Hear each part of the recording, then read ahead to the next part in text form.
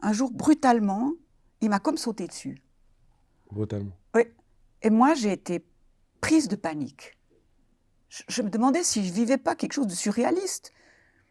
Je me disais, c'est pas possible, ce Joseph en qui j'ai confiance, il se comporte comme ça. Ok, tu te confies Et avec qui? il a changé d'expression dans les yeux, il est devenu, mais épouvantable à mes yeux. Et j'étais sidérée, j'ai rien pu faire. Hello, bienvenue dans le podcast Face au miroir. Ce podcast a été réalisé en coproduction avec 20 minutes. Dans cet épisode, nous abordons le sujet sensible des abus sexuels dans l'Église, avec notre invitée Marie-Jo, qui a su se reconstruire après ce drame. Marie-Jo, bonjour. Bonjour, Johan. Comment vas-tu? Ah, aujourd'hui, je vais bien. C'est vrai? Oui. Super. Merci d'être assise ici avec moi pour parler un petit peu d'une histoire particulière de ta vie qui t'a en même temps impacté, mais aussi beaucoup aidé à te reconstruire. Oui. Et j'ai envie de te poser cette première question. C'est comment se relève-t-on d'un abus sexuel survenu dans le cadre religieux? C'est une vaste question, Johan. Écoute, sur le moment, tu vis quelque chose qui est épouvantable, qui sème le chaos dans ta vie. D'accord. Et puis, tu peux en parler à personne. C'est ça qui est terrible. J'ai pas osé en parler à mes parents. J'avais trop honte. Alors j'ai mis ça de côté. D'accord, Mis ça de côté, j'avais 15 ans, je faisais du sport. Sport, ça aide à évacuer, tu sais, c'est clair, beaucoup de choses. c'est clair. Et puis j'avais les études. J'étais passionnée par tout ce qui se passe dans le monde et tout ce qui se passe dans les livres. Oui, j'étais intéressée par tout. Et je crois que ça m'a aidée à dépasser ça. Mais c'était resté dans un coin de ma mémoire, tu vois. Et de temps en temps, ça revenait brutalement. Et en fait, c'est plus de 10 ans plus tard, au moment de la naissance de mon premier enfant, D'accord, que paf, ça a ça fait écho. s'est ressorti, ouais. Ouais. Waouh. Et là, j'ai pu faire une thérapie. Et ça m'a beaucoup aidée. Parce que j'ai pu mettre les choses à plat, prendre du recul, et puis me dire que, bon, j'avais vécu ça, mais beaucoup de gens vivent ça, finalement. Ça a un impact, mais c'est pas... Je ne me suis pas retrouvée enceinte, par exemple, tu vois, D'accord, ça aurait pu arriver. tout à fait, Je ne me suis pas retrouvée enceinte, heureusement. tout à fait. Et puis, l'homme qui avait abusé de moi, ben oui, il s'était comporté comme un salopard. Comme un salopard, parce que c'est quelqu'un en qui j'avais confiance, pleine confiance. Parce que pourquoi confiance en lui? Parce que c'était quelqu'un qui était proche de toi, Écoute, qui... c'était un religieux Oui, euh, qui était un ami de la famille. d'accord, donc c'était un ami de la famille, Un d'accord. ami de la famille. Et puis, il était devenu, au fil des mois, au fil des années, quelqu'un qui remplaçait un petit peu mon papa. Bien sûr que j'avais un père, mais c'était difficile avec lui de parler de tout. Alors qu'avec Joseph, il s'appelait Joseph, D'accord, avec Joseph, je pouvais parler de tout et j'avais le sentiment vraiment d'une écoute et d'une compréhension. Et la faille par laquelle il est entré, c'est qu'il a senti que, bien que j'ai 15 ans, j'étais moi aussi à l'écoute de ce qu'il était lui. d'accord. Donc Ouais. déjà à 15 ans, toi, tu Ben étais oui, aussi dans ben oui, une... j'étais déjà un peu comme ça, dans une malheureusement. écoute, alors que... Non, mais c'est beau déjà Mais d'avoir tu vois, cette conscience. il m'avait expliqué que s'il était devenu prêtre, c'était pas parce qu'il avait une vraie vocation. Ah non. C'est parce qu'il venait d'une famille très catholique. Et dans chaque famille très catholique, il fallait qu'un des enfants devienne prêtre. Et puis c'est C'était sur lui que plus... c'est tombé. D'accord, Il a promis à sa mère de devenir prêtre. d'accord. Mais en fait, il n'avait pas la vocation. Il n'avait pas la vocation. Non. Et il a senti que j'étais sensible à ça. Et puis, c'est pas qu'il est devenu progressivement affectueux avec moi, non. C'est pas comme ça que ça s'est passé. Un jour, brutalement, il m'a comme sauté dessus. Brutalement. Oui. Et moi, j'ai été prise de panique. Je me demandais si je vivais pas quelque chose de surréaliste. Je me disais, c'est pas possible, ce Joseph en qui j'ai confiance, il se comporte comme ça. Ok, tu te confies Et avec qui? il a changé d'expression dans les yeux, il est devenu, mais épouvantable à mes yeux. Et j'étais sidérée, j'ai rien pu faire. Pourtant, Tu aurais pu te défendre. j'étais pas une petite fille maigrichonne, j'étais Mhm. comme je suis aujourd'hui, Mhm. sportive, Mhm. je faisais du judo. Mhm. Lui, c'était un homme dans la cinquantaine qui n'était pas sportif. J'aurais pu physiquement le maîtriser. Pourquoi t'as pas réussi? Et Pourquoi Pourquoi tu n'as pas réussi? Pourquoi j'ai pas fait? Mais c'est ça la sidération, tu vois. C'est qu'on est pris au dépourvu dans une situation dans laquelle on se sent complètement impuissant. Mhm. Complètement impuissant, parce qu'on n'a pas été préparé, on n'a pas pu anticiper. Et pendant qu'il abusait de moi, je me souviens que je disais toujours la même chose. Je disais, tu m'as peut-être volé mon corps, mais tu m'as pas volé mon âme. À cet âge-là déjà? Ouais, tu m'as pas volé mon âme. Et ça, je crois que ça m'a aidé ensuite dans la reconstruction. Mhm. Quand j'ai fait le travail thérapeutique dont je te parlais, ça Tout c'était à fait. entre l'âge de 25 et 30 ans, ça a été quelque chose sur quoi je me suis vraiment fondée. Mon âme, personne ne peut me la voler. Mais tu lui as demandé pourquoi toi? Et pourquoi à ce moment-là, alors que tu avais Non. totalement confiance en lui? Écoute, Est-ce que tu as eu ce courage-là par après? j'ai pas voulu le revoir. T'as pas voulu le J'ai revoir? pas voulu le revoir. J'ai demandé à mes parents d'être le moins possible à la maison. Toi ou Ouais. lui? Moi. D'accord.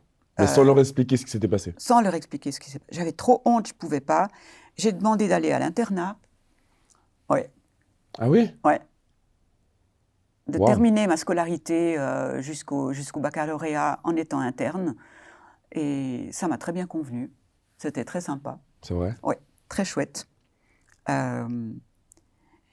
Et je l'ai revu beaucoup, beaucoup plus tard, après mon temps de thérapie. Mhm. Et là, je pouvais le revoir comme ça, mais je n'ai jamais reparlé de ça. Je ne voulais pas en reparler avec lui. Donc si j'ose... Parce que je pense que Marie-Jo, ça veut dire que la religion était quelque chose d'important dans ta famille. Est-ce que tes parents, eux, avaient aussi une foi qui faisait qu'ils avaient totalement confiance en Joseph, qu'ils ne pensaient jamais que quelque chose comme pareil pourrait se passer? Oui. C'est-à-dire qu'ils auraient été déçus s'ils avaient appris de ta bouche que quelque chose comme ça, d'aussi atroce, s'était passé? Je crois qu'ils n'auraient pas cru. Ils n'auraient pas cru carrément. Hein. Non. Ils m'ont dit, mais elle raconte des blagues, là. C'est pas possible. C'est tout simplement pas possible. Mais pourquoi? Parce que c'est quelqu'un de religieux et qui devrait peut-être être la personne la plus proche de Dieu, de Jésus-Christ. Exactement. Le représentant de Dieu sur terre. C'est ça. C'est ça. Et dans toutes les situations d'abus que je rencontre, dans le travail que je fais aujourd'hui, dans l'association, le groupe SAPEC, Oui. c'est toujours ce qui revient. C'est toujours ce qui revient. Et pour la plupart des personnes qui sont abusées, en plus, ça les atteint dans leur relation à Dieu. Moi, ça ne m'a pas atteint là. Non? Non, je ne sais pas pourquoi d'ailleurs. Mais peut-être parce que je n'avais pas non plus une relation avec un Dieu personnel. J'ai jamais eu, moi, une relation avec un Dieu personnel. J'ai toujours eu plutôt une relation avec quelque chose qui ne porte pas de nom, qui est au-dessus de nous, mais qui est en nous aussi, qui est dans notre cœur. Comment tu le décrirais comment? Énergie? Oui. L'énergie, la vie. La vie. La vie. Ce qui est en toi, ce qui est en moi, ce qui est en lui, ce qui est partout. C'est clair. Et avec quoi on peut être en relation. Alors, ça, il l'a pas touché parce que je me suis protégée. Mais comment tu fais? Comment tu fais pour protéger ça, alors qu'en soi, tu es violée dans ton âme, écoute, quand même, de oui, jeune mais fille? je crois que cette énergie, elle est tellement forte que quand on la porte dans son cœur, elle est toujours là. Elle ne nous quitte pas. Elle est. Elle nous dépasse tellement qu'elle est partout. Et quand tu comprends ça, bah, tu le prends dans ton cœur comme le trésor le plus extraordinaire et tu en prends soin. C'est incroyable. Tu vois ce que je veux dire? Ouais, totalement. Et tu penses que c'est cette énergie-là qui t'a permis aussi de faire en fait le détachement entre ta famille et de te dire à ce moment-là, j'ai eu ces abus-là, mais je préfère ne rien dire et carrément, moi, partir en internat et me reconstruire ailleurs, en fait. Ouais, Est-ce que cette énergie-là t'a permis de faire ce ouais, pas-là certainement. que de ne pas te décomposer, par exemple, comme Oui, d'autres, absolument, ou d'en vouloir à la terre entière? certainement. Et comment tu fais dans cet internat? Comment ça se passe? Qu'est-ce que tu deviens? Comment Marie-Jo se développe? Qu'est-ce qu'elle comprend aussi de ce qui vient de se passer? Mais écoute, j'avais mis ça de côté, comme je l'ai dit tout J'avais à l'heure. carrément réussi Oui, à mettre ça de côté. mis de côté. Et puis, je me suis beaucoup investie dans les études. J'étais passionnée par la philosophie, par la littérature. J'ai eu la chance d'avoir des profs vraiment intéressants. J'ai pu faire du sport aussi. Et puis, j'avais ma chambre où personne venait pour abuser de moi. Tu sais, une fois qu'on a été abusé, on est... Craintif, hein? Hein Mmh. On On craint, a c'est besoin sûr. de protéger sa sphère privée. Et là, j'étais en sécurité. Et est-ce que tu penses qu'on aurait pu déceler ou voir une faille chez toi, dans ton comportement, ou quand on te regardait? Est-ce que c'est quelque chose qu'on pouvait sentir Moi, ou je crois pas, je crois que que je me suis blindée. t'étais blindé, Ouais, hein? j'avais un bouclier. C'est vrai? Ouais, On n'aurait c'était jamais pu plutôt... penser, hein? Non, j'étais plutôt quelqu'un de, je pense, un peu distant, comme ça. Je supportais pas qu'on m'approche trop. J'avais vraiment besoin de me sentir libre. Mmh. D'ailleurs, ce sentiment de liberté, c'était quelque chose de... Et c'est encore aujourd'hui quelque chose d'extrêmement important pour moi. D'accord, Ouais, d'accord. se sentir libre. Ce Sentir qui ne veut pas libre. dire qu'on fait n'importe quoi, Non. non. Mais se sentir dans un espace de liberté. C'est beau ça. Ouais. C'est beau. Donc, c'est au moment où tu as ton premier enfant que tu disais, que tu as dit que cet impact avait de nouveau fait surface. Oui. Alors, je ne peux pas expliquer Tu peux pourquoi, expliquer mais je crois pourquoi? que c'est l'accouchement. Tu sais, l'accouchement, c'est un événement extraordinaire dans une vie. Tu veux bien te croire. Malheureusement, je peux pas. Euh, Oui, je peux témoigner, mais je l'ai pas vécu moi-même. Écoute, je vais te Mais dire, pour une comparaison, j'ai fait le chemin Saint-Jacques-de-Compostelle à pied avec un sac de 10 kilos. d'accord. C'est rien par rapport à un accouchement. C'est quand même un bel Un accomplissement quand même. accouchement, c'est tout ton corps et tout ton cœur et toute ton âme qui se donnent. C'est extraordinaire. De dire tu portes un bébé dans ton ventre et tu le mets au monde, tu lui donnes la liberté d'être. Ça, c'est Waouh, quelque chose d'extraordinaire. waouh. Alors, c'est peut-être complètement à l'opposé de l'abus. Mhm. Mais je ne sais pas, je ne peux pas expliquer, mais peut-être que ça provoque un tsunami. Ouais, ouais, Une- tout à fait. Tout à fait. C'est tellement fort. Mais c'est à ce moment-là précis que quand tu accouches ou ça prend quelques jours? Non, ça a pris quelques jours. D'accord. Et tu vois, moi, j'ai très, très bien vécu mon accouchement parce que celui qui était mon mari était à côté de moi. Mhm. Il m'a aidé, Accompagné. il m'a soutenu, c'était merveilleux comme il était là. Des fois, j'ai eu l'impression qu'il a eu plus mal que moi, tellement il prenait la douleur sur lui. Tu vois ce que je veux Oui, dire? tout à fait. Et Tout à fait. je sais pas, D'ailleurs, je dis toujours aux gens, mettre au monde un enfant, c'est la plus belle expérience. Tu sais, l'accouchement sans douleur n'existait pas, il n'y avait pas les Ouais, je pense que c'était un péridurales. peu différent à l'époque. Ça n'a hein. pas été tout seul chez Ouais, je moi. pense. Mais j'avais un gros bébé. Hein. Ah oui, en plus. Oui, en plus. Waouh. Mais écoute, même encore maintenant, quand je me souviens de cette expérience, je me dis, mais waouh, c'est extraordinaire. C'est beau. Mais est-ce que c'était... Donc, même les relations avec les hommes n'a pas été un problème pendant ce laps de temps-là? Avant de rencontrer ton mari, par exemple? Ben Est-ce que si, bien sûr, bien sûr. l'impact de cet Ben abus... oui, bien sûr, parce que Joseph, c'était à la fois, d'abord, un confident, un ami, et tout à coup, un salopard. Alors, Ouais. c'est difficile de faire confiance après aux hommes. Mhm. Mais je dois dire que celui qui a été mon mari, il est décédé maintenant, hein, c'était quelqu'un de bien. Tu avais trouvé Ouais, je lui avais l'énergie, raconté mon l'âme. histoire, Tu il lui as était au raconté? courant, ouais, il était au courant, et il m'a accepté tel que j'étais, et il a été patient, voilà. Waouh. Ouais.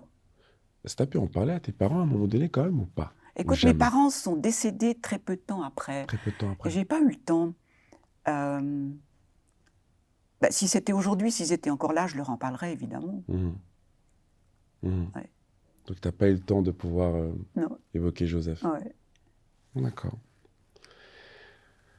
Donc, ton enfant, ton premier enfant, on va dire cet impact qui revient. Et donc, comment tu fais pour justement assoupir de nouveau et te reprendre et recanaliser ton énergie qui t'avait justement jusqu'à présent porté et aider à justement faire abstraction à cet Alors, événement-là? ouais, alors j'ai eu une passe difficile après l'accouchement. Avec le recul, je me dis, j'ai un petit peu fait une dépression Quand même, postpartum. d'accord. Mais cette énergie dont on parlait tout à l'heure, Mhm. c'est quelque chose que j'ai toujours eu, tu sais. C'est beau ça. Alors elle est revenue. Elle est revenue tout simplement et elle m'a portée. Et puis le chemin thérapeutique que j'ai pu faire à partir de ce moment-là, le fait que j'avais aussi une profession qui me passionnait. J'étais assistante sociale. D'accord. Alors tu vois, j'ai très vite repris le travail et ça m'a aidé aussi à donner le tour. Et ton chemin thérapeutique que tu as pris, c'était quoi exactement? Ben, c'était des entretiens avec un psychothérapeute, psychiatre d'ailleurs. Alors j'ai fait une étape avec lui, ensuite avec d'autres. Et puis dans le cadre de ma profession, je faisais aussi des formations continues Mhm. parce que je travaillais dans le secteur de la protection de l'enfance et de la jeunesse, tu vois. C'était vraiment Donc, le c'était même... vraiment quelque chose ouais, d'aider, toujours ouais, être dans ouais. l'aide. Mhm, ouais. Et voilà. Tout ça mis ensemble m'a aidé à la fois à mettre les choses à leur place, à prendre de la distance. Mais comment tu l'expliques ça? Est-ce que tu penses que c'était devenu une devise pour toi d'aider justement les gens Ben, ça a après? toujours été une devise pour moi. Toujours. Mais écoute, même quand j'avais 14 ans, je me faisais mon argent de poche en allant aider des vieilles dames à faire des commissions, à Wow. faire des petites choses. Je crois que c'est peut-être une chose que mes parents m'ont appris, c'est à être attentif à ce qui se passe autour de soi. Alors même à 14 ans, tu avais déjà ce Ouais. recul et cette compréhension. Ben oui, je sais pas, comme ça. Mais alors, c'est là où je me demande comment tu as fait pour te dire que si toi à 14 ans tu penses comme ça, que d'aider les gens plus âgés, euh, d'être dans la bienveillance, et que Joseph, lui, étant plus vieux que toi, étant une personne de Dieu, puisse en fait abuser de toi, Ouais, en ben fait, c'est pour ça que concrètement. quand je parle de lui, je dis que là, il a été un salopard. Ouais. Mais t'as jamais eu après encore en plus de la rancœur envers lui, ou quand même?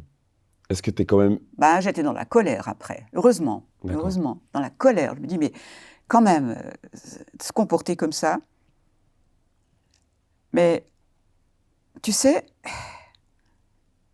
il y a des questions que je ne me suis pas posées. Comme par exemple, je ne me suis pas posé une question importante que je me poserai aujourd'hui. Mhm. Est-ce qu'il fait pas ça avec d'autres? Est-ce qu'il risque pas de recommencer avec d'autres? C'est une très bonne Eh ben question, ça, ça. malheureusement, c'est une question que je ne me suis pas posée à l'époque. Et je m'en veux. Ça, je m'en veux encore aujourd'hui, parce C'est que je me vrai? dis il a probablement, ou je ne sais pas, peut-être fait la même chose avec d'autres. Et si je l'avais dénoncé, ça ne serait peut-être pas passé. Mais Mais on t'aurait peut-être pas cru. à l'époque, on ne dénonçait pas, Déjà, on dénonçait pas, puis en plus, on ne t'aurait peut-être même pas cru. peut-être. Oui. Mais Mais ça a beaucoup changé ça, c'est aujourd'hui, tu vrai, vois. c'est clair. Quand C'est sûr. aujourd'hui, une personne vit ça, elle a le réflexe. Déjà, elle peut en parler à ses parents, parce qu'elle sait qu'elle va probablement être crue quand même. Et puis, avec ses parents, elle ira à la police et elle dénoncera. Mhm. Et Tout à c'est fait. ça qu'il faut faire, et c'est Tout à ça fait. qui est important, parce que même si après c'est la parole de l'un contre la parole de l'autre, et que l'autre n'est pas condamné, ça arrive souvent, hein, au moins tu as fait ton devoir, tu as fait ce qu'il fallait, et puis s'il récidive, et puis s'il y a une nouvelle plainte, alors le juge dira « Ah, tiens, C'est sûr. voilà. C'est sûr. » Ouais. C'est sûr. Donc, assistante sociale. Et ta reconstruction donc, se fait à travers les autres, ou quand même Oui, d'abord à travers les toi? deux. Les deux. Écoute, les deux. Et puis là, je disais tout à l'heure, on a la chance quand on fait ce métier d'avoir des formations continues. Mhm.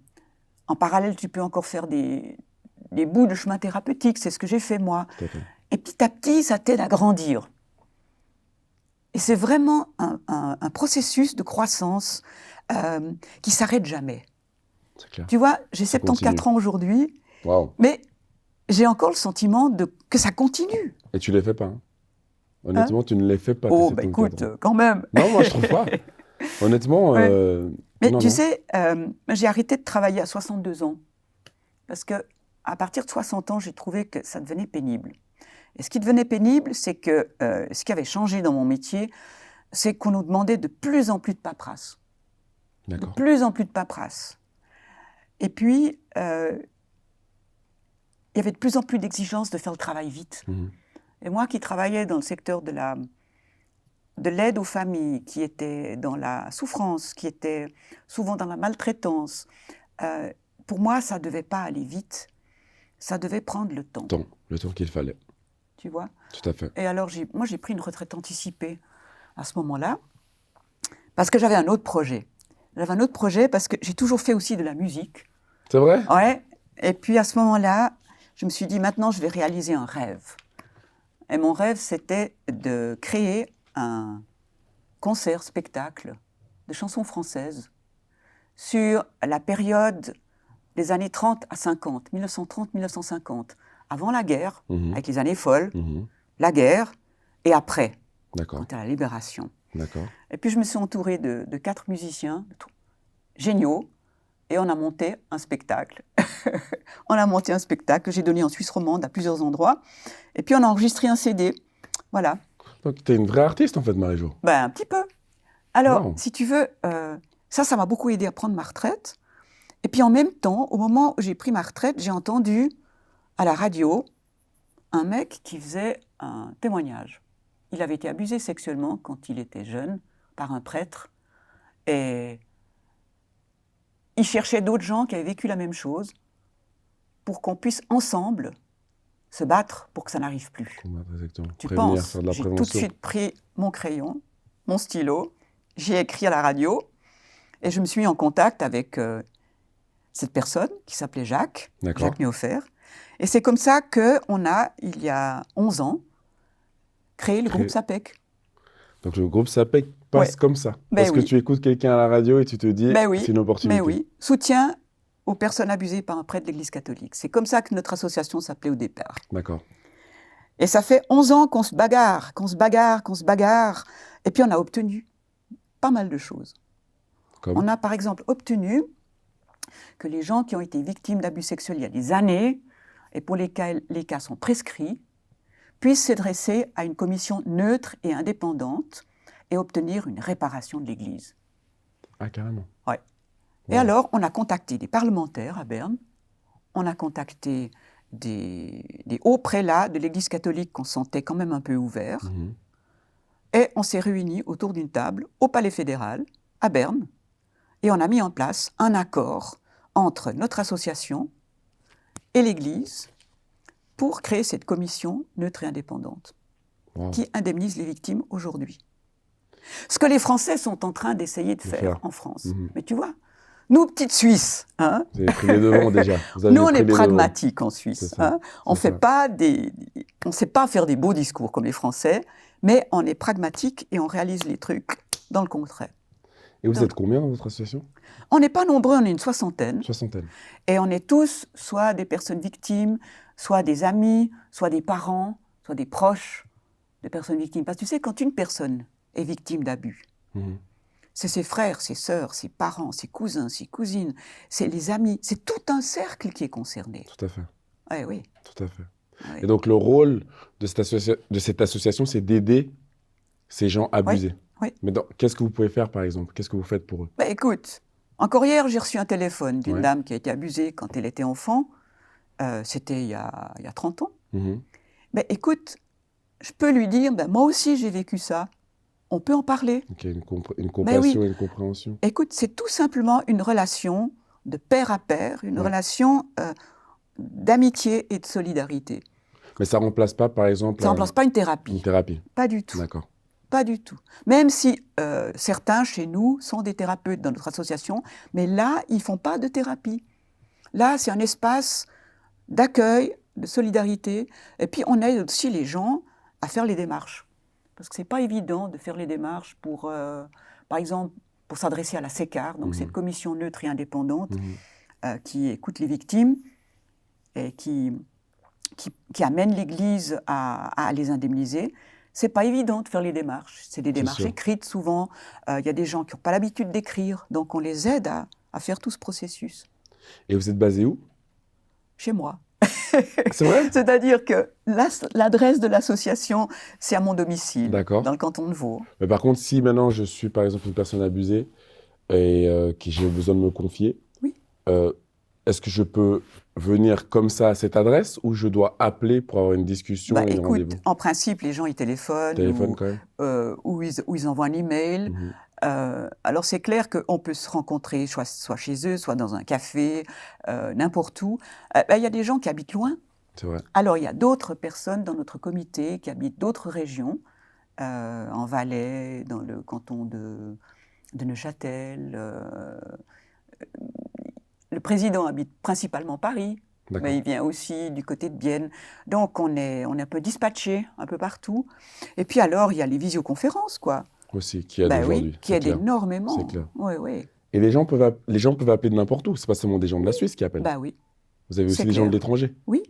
Alors, les gens qui appellent de l'étranger, ils sont souvent pas au courant que dans leur pays, il y a un tel qui fait tel travail ou tel autre. Puis nous, on est en lien. On est tous en lien, à l'échelle européenne et je dirais même à l'échelle mondiale, grâce à une organisation internationale qui s'appelle ECA, qui réunit des gens du monde entier, d'Amérique latine, des États-Unis, d'Asie, d'Afrique et d'Europe. Waouh. Ouais. Waouh, un jour. Et donc, quand tu prends du recul et tu regardes cette association, est-ce que tu as créé, est-ce que tu as traversé, c'est quoi ton ressenti personnel? Je suis fière. Beaucoup de fierté? Je suis fière et puis je suis heureuse parce que je me dis que chaque fois qu'une personne n'est plus toute seule pour porter ça, j'ai le sentiment d'avoir fait quelque chose d'utile. Et puis ça me fait du bien. Ça me fait du bien en même temps, tu vois. C'est sûr, c'est sûr. Ouais. Et cette fibre artistique que tu l'as toujours eue dans la musique ou c'est découvert? Non, mais j'ai toujours fait de la musique. Tu as toujours fait de la musique? Toujours fait de la musique, ouais. J'ai toujours chanté. Bon, mon premier instrument que j'ai eu, c'est la guitare, parce que c'est plus accessible, tu vois. T'as 15 ans, tu écris des chansons. Moi, j'écrivais des chansons aussi. D'accord. Je m'accompagne à la guitare, quoi. Et tu chantes encore aujourd'hui? Oui, je chante encore aujourd'hui. Wow. Oui. Donc, tu as l'association et la chanson. Oui. Pleinement. Ouais. Et puis, je jouais de la guitare, puis maintenant, je joue plutôt du piano. Voilà. Ça me fait plaisir. Et est-ce que tu restes quand même toujours dans la religion en soi, comme tu l'étais plus jeune ou plus... Est-ce que par exemple avec tes enfants, est-ce que c'est quelque chose que tu as aussi inculpé ou pas, la religion? Est-ce que c'est quelque chose dans lequel tu as pu discuter? C'est une question intéressante que tu poses là, parce que j'ai toujours été quelqu'un de très religieux, mais pas dans le sens de participer. Je ne suis pas pratiquante, comme on dit. D'accord. C'est-à-dire que je ne vais pas à la messe. Tous les dimanches Et je suis profondément anticléricale. D'accord. C'est-à-dire que le cléricalisme que le pape décrit aujourd'hui comme étant un poison, moi, j'y suis allergique depuis tout le temps. D'accord. Depuis tout le temps. D'accord. Par contre, je pense que la vie spirituelle est vraiment importante. Tout à fait. Alors, mes enfants ont été baptisés, mais eux n'ont pas baptisé leurs enfants. Je pense qu'ils ont eu raison, parce que je pense que c'est vraiment important que toute démarche spirituelle soit vraiment personnelle. Tout à fait. Et libre. Tout à fait.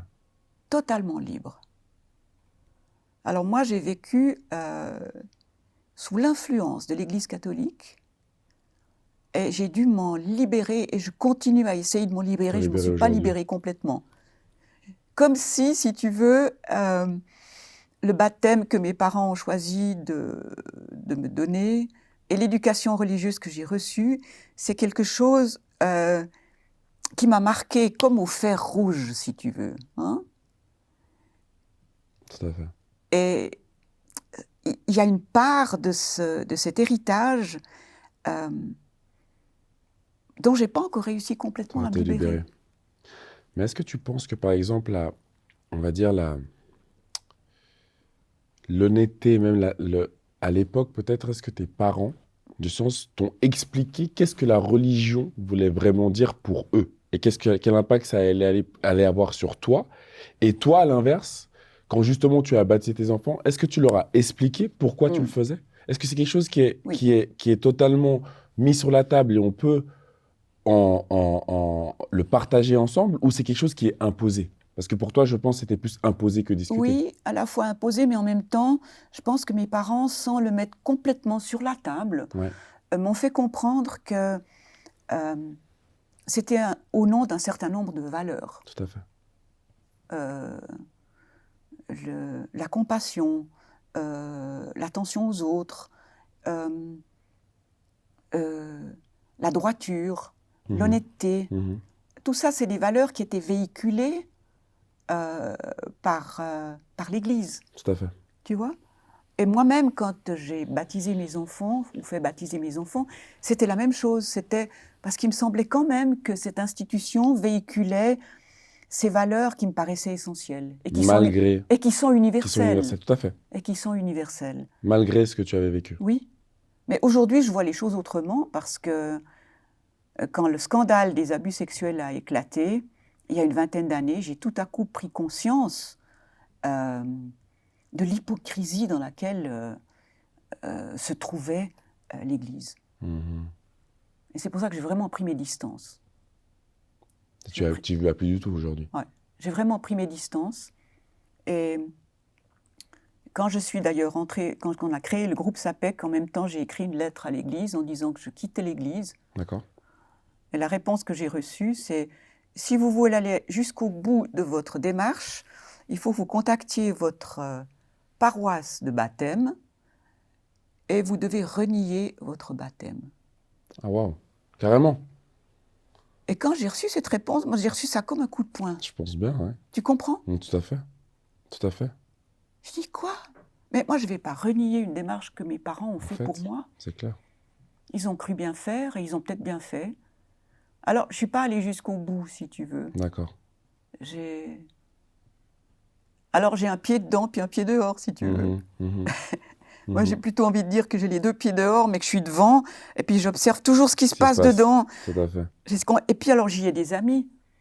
Il y a des gens avec lesquels je traite dans le cadre justement du travail du groupe SAPEC. Prends Charles Morero, notre évêque. Ça, c'est un type bien. Ouais, tout à fait. Il est droit dans ses bottes, je peux te le dire. S'ils étaient tous comme ça, l'Église ne serait pas dans cet état. Alors, ça, si tu veux, je te dis, je suis en dehors de l'Église, puis en même temps, je suis en contact avec des gens merveilleux. C'est sûr. Qui sont dedans. Qui sont dedans. Voilà. Ça ne fait pas d'eux des mauvaises personnes. Non. Ouais. Et donc, à quel moment tu décides, parce que donc, cet événement se passe jeune, tu fais une coupure, et maintenant, tu n'es plus du tout, ou à moitié dedans, mais à quel moment tu décides, par exemple, d'y retourner après l'événement? C'est quand que ou parce que tu es avec tes parents, tu m'as dit que tes parents sont décédés assez rapidement après ça, mais est-ce que l'Église, à ce moment-là, même si c'est dans un cadre familial où s'est passé l'abus, est-ce que c'est quand même quelque chose qui t'attire toujours de la même chose? Est-ce que tu as le même respect que tu avais avant ça? Alors écoute, quand même ce qui est assez étrange, c'est que j'ai pas fait l'amalgame entre l'Église et l'abus. Ok. Parce que Joseph, c'était quelqu'un d'assez critique vis-à-vis de l'Église. Ah, ok. Ben, étant donné qu'il n'avait pas la vocation, ouais, il me l'a dit, qu'il avait aussi une autre profession. Ça, c'est peut-être quelque chose d'assez particulier chez lui. C'était un religieux, mais en même temps, il était radiesthésiste. C'est vrai? Ouais. Ok. Ouais. C'est-à-dire, il était plus particulièrement sourcier. Ouais. C'est-à-dire qu'il pouvait te dire, à tel endroit, il y a une source à tant de mètres au sol, et le débit de l'eau, c'est tant par minute. Il a aidé des tas de communes dans le canton de Fribourg à trouver des sources d'eau. Et tu sais, l'eau, c'est important. Hein, quand il n'y a plus d'eau, il n'y a plus de vie. Hein. Tout à fait. Et je me souviens, je me promenais un jour avec lui, on était dans le paysage. Il me dit, tu vois, je peux te dire où il y a l'eau qui passe. Je dis, comment tu vois où il y a l'eau qui passe? Oui, observe les arbres là. T'as vu là? Regarde maintenant ce qui se passe là. T'as vu celui-là comme il se tourne dans cette direction? Et puis là, et puis il m'a appris à lire les paysages. Il m'a appris à utiliser le pendule. Parce que lui, il travaillait au pendule. Et encore aujourd'hui, je l'utilise le pendule. Je l'utilise surtout avec les aliments. Quand je sors du frigo, quelque chose qui a peut-être attendu un petit peu trop longtemps, puis que ça paraît bon, j'utilise mon pendule. Et puis comme je l'ai calibré, comme ça si c'est bon, comme ça si c'est pas bon, il me dit tout de suite ce qu'il en est. Wow. Eh oui. Donc tu vois, si tu veux, j'ai fait un petit détour là, pour te dire que pour moi, je ne faisais pas l'amalgame entre la personnalité de Joseph, ma croyance et l'Église. Pour moi, ce n'était pas forcément la même chose. Ça n'allait pas ensemble, si tu veux, pas forcément. Donc, je n'ai pas quitté l'Église à cause de Joseph. Non, c'est plus un c'est ressenti. tout un travail de réflexion par rapport à l'Église, à l'institution, par rapport surtout à toute cette dogmatique dans laquelle ils sont enfermés. Ils sont enfermés dans les dogmes, tu sais. Oui. Ça leur est scotché contre. Ils ne s'en libèrent pas. Et c'est pour ça que c'est devenu une institution aussi oppressante. Parce qu'elle a confisqué l'Évangile, quelque part, hein, tout ce beau côté je dirais, de la philosophie, pour en faire quelque chose qui est complètement Tout à fait. enfermé. Tout à fait. Ouais. Tu as 2 enfants, tu m'as dit, hein? Oui. Un garçon, Une fille et un garçon. Une fille et un garçon. D'abord une fille, ouais.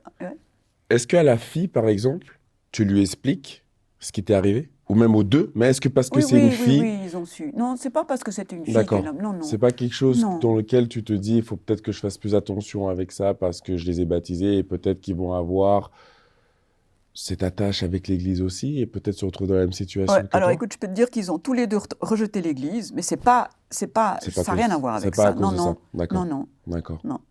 Ok. Très bien. Très bien, Marie-Jo. Et puis, alors Marie-Jo, comment tu... Avec tout ça, cet impact dans ta vie, tout ce que tu as mené comme, j'ai pas envie de dire comme bataille, parce que c'est des belles batailles ce que tu as fait. Oui, c'est des belles batailles. C'est vraiment même incroyable. Comment tu vis la vie, toi, aujourd'hui? Et tu l'as déjà un peu, tu en as déjà dit un petit mot par rapport à ça, quel impact a eu en fait, mais la globalité de tout cet événement sur toi aujourd'hui? C'est une grande question que tu me poses. Tu vois? Non, parce que tu as cette sagesse et je vois que tu peux y répondre. Tu as un recul et une compréhension que j'adore. Mais écoute, j'ai un tel amour de la vie que je crois qu'il pourrait m'arriver n'importe quoi. Je trouverais encore quelque chose de beau dans ce qui m'arrive. Je ne peux pas t'expliquer. La vie est un cadeau inestimable. Inestimable. Et j'estime que ce qui m'est arrivé, finalement, ce n'est pas si grave. Il y a des gens qui vivent des tragédies bien plus grandes. Tu sais, je ne peux pas m'empêcher de penser à ces gens qui sont en masse aux frontières, dans le froid, qui n'ont plus rien à manger. Il y a des femmes qui accouchent là. C'est horrible ce qui se passe dans le monde. Alors moi, j'estime que je suis privilégiée ici en Suisse. C'est clair. Et le matin, quand je me lève, que j'ouvre la fenêtre, que je vois le paysage dehors, je me dis, je respire de l'air pur, je suis en bonne santé, j'ai tout.